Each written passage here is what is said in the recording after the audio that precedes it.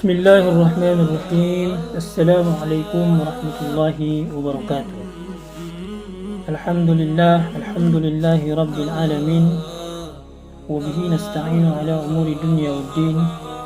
Wassalatu wassalamu ala asrafil anbiya'i wal mursalin. Sayyidina wa maulana Muhammadin sallallahu alaihi wasallam wa ala alihi wa man tabi'ahum bi ihsani ila yaumiddin, amma ba'd. Setelah kita bersyukur kepada Allah Subhanahu wa taala dengan mengucapkan alhamdulillahi rabbil alamin, kita berselawat atas Rasulullah Muhammad sallallahu alaihi wasallam. Allahumma salli ala Muhammad wa ala ali Muhammad.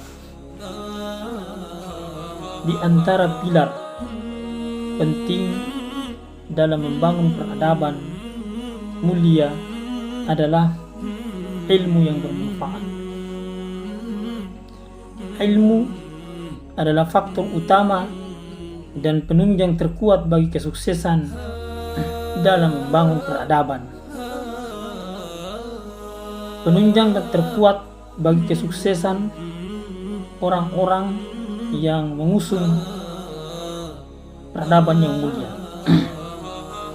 Penunjang terkuat bagi dan kesuksesan bagi para dai dalam mengusung amanah dakwah dan perjuangannya. Ia merupakan rukun atau fondasi hikmah. Oleh karena itu, Allah Subhanahu wa taala memerintahkan dan mewajibkan agar seseorang berilmu lebih dahulu sebelum beramal dan berpendapat atau berfatwa. Allah Subhanahu wa taala berfirman di dalam Al-Qur'an surah Muhammad ayat 19. A'udzu billahi minasyaitonir rajim. Fa'lam annahu la ilaha illallah wastaghfir li dhanbik walil mu'minina wal mu'minat.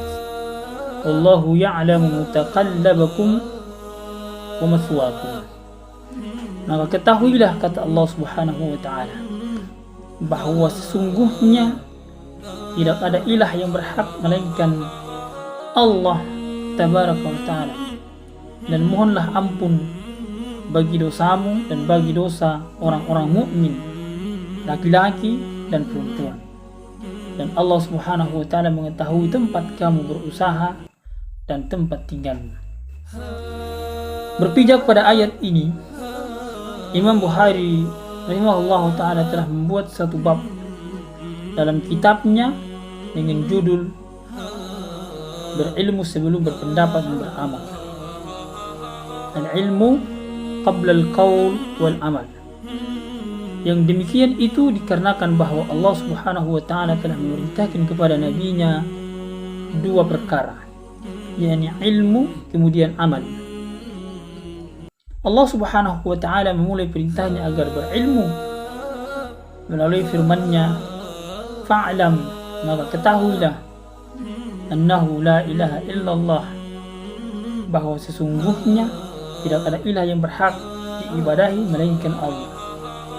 Kemudian setelah itu Dia Subhanahu wa taala mengiringinya dengan perintah agar kita beramal, yakni melalui firman-Nya, dan bermohonlah ampunan bagi dosamu, wastaghfir li dzambik, bermohon ampunlah atas dosa-dosamu, beramallah untuk mendapatkan kebaikan. Dari sini kita bisa menyimpulkan bahwa ayat ini menunjukkan bahwa berilmu harus lebih didahulukan daripada beramal.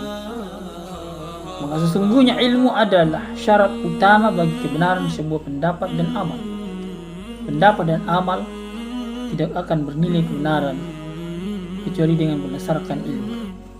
Oleh karena itu, saudara-saudara sekalian yang dimuliakan Allah Subhanahu wa taala, ilmu harus lebih didahulukan dari keduanya, karena ia yang akan meluruskan niat, dan niat itulah yang akan meluruskan sebuah amal. Ilmu yang berdasarkan dalil dan yang bermanfaat ialah yang datang dari Rasulullah Muhammad sallallahu alaihi wasallam.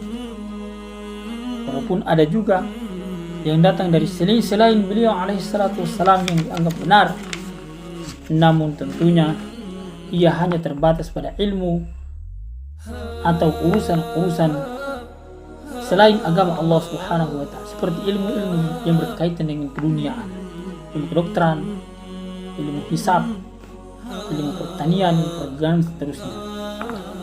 Seseorang yang berjuang mengusung peradaban yang mulia tidak akan lurus dan bijaksana kecuali dengan berpedoman pada ilmu-ilmu yang datang dari Allah Subhanahu wa ta'ala. Jika langkah kakinya yang dipijakkan di jalan peradaban itu atau di jalan dakwah untuk mengajak kepada kemuliaan, sejak awal hingga akhir perjalanannya tidak diiringi dengan ilmu yang datang dari Allah Tabaraka wa ta'ala, bisa disebut dengan ilmu syar'i, maka niscaya perbuatan dan perjalanannya tidak akan berada di rel petunjuk, tidak akan berada di atas petunjuk Allah Subhanahu wa ta'ala, maka akan terputus di tengah jalan dan tidak akan sampai pada garis finish yang menjadi tujuannya. Maka jalan petunjuk dan kesuksesan adalah hanya datang dari Allah Subhanahu wa ta'ala, untuk kemudian menjadi perhatian bagi para dai atau bagi orang-orang, bagi para pejuang yang memperjuangkan tegaknya agama Allah Subhanahu wa ta'ala di atas permukaan bumi. Sesungguhnya tidak ada satupun orang yang menghalangi orang lain dari berilmu kecuali orang-orang yang tidak diberikan hidayah oleh Allah Subhanahu wa ta'ala, kecuali orang-orang yang kaki dan tangan-tangan mereka telah diikat dan dipengaruhi serta dikuasai oleh syaitan laknatullah, sehingga kemudian dia tidak berada di atas jalan para penuntut ilmu. Karena itu Allah Subhanahu wa ta'ala memuji ahli ilmu dengan menjelaskan keutamaan mereka, sebagaimana yang banyak terdapat di dalam ayat-ayat Allah Subhanahu wa ta'ala. Di antaranya adalah qul hal yastawil ladzina ya'lamun wal ladzina la ya'lamun. Katakan, adakah sama orang-orang yang mengetahui dan orang-orang yang tidak mengetahui? Di ayat yang lain Allah Subhanahu wa ta'ala berfirman, bahkan ini adalah ayat yang menjadi isyarat ditinggikan dan dimuliakannya orang-orang yang berilmu oleh Allah Subhanahu wa ta'ala. Yarfa'illahu alladhina amanu minkum walladhina utu al-ilma darajat. Allah mengangkat, meninggikan orang-orang yang beriman di antaramu dan orang-orang yang diberi ilmu beberapa derajat. Innama yakhsyallaha min ibadihi ulama. Bahkan kata Allah Subhanahu wa ta'ala, orang-orang yang takut kepada Allah Subhanahu wa ta'ala itu antaranya adalah mereka hamba-hamba Allah Subhanahu wa ta'ala yang berilmu. Mereka adalah ulama. Karena itu penting dalam membangun peradaban, maka kita harus didahului dengan membangun ilmu. Membangun ilmu, mempelajarinya dan mengajarkannya. Demikian yang disebutkan oleh Allah Subhanahu wa ta'ala, mempelajari ilmu-ilmu Allah Subhanahu wa ta'ala yang terdapat di dalam Al-Quran dan apa yang dijelaskan oleh Rasulullah sallallahu alaihi wasallam. Ini adalah merupakan perintah Allah Subhanahu wa ta'ala. Karena dengan ilmu kita akan bisa mengetahui mana yang baik dan mana yang salah, yang benar, mana yang salah dan mana yang benar, mana yang terhina dan mana yang mulia, sehingga kita terjauh dari perkara-perkara buruk, perkara-perkara maksiat kepada Allah Subhanahu wa ta'ala. Na'udzubillahi min dzalik. Mari kita bangun peradaban ilmu. Mari kita bangun pemikiran dan peradaban ilmu ini. Insyaallah kajian kita akan kita lanjutkan pada sesi berikutnya.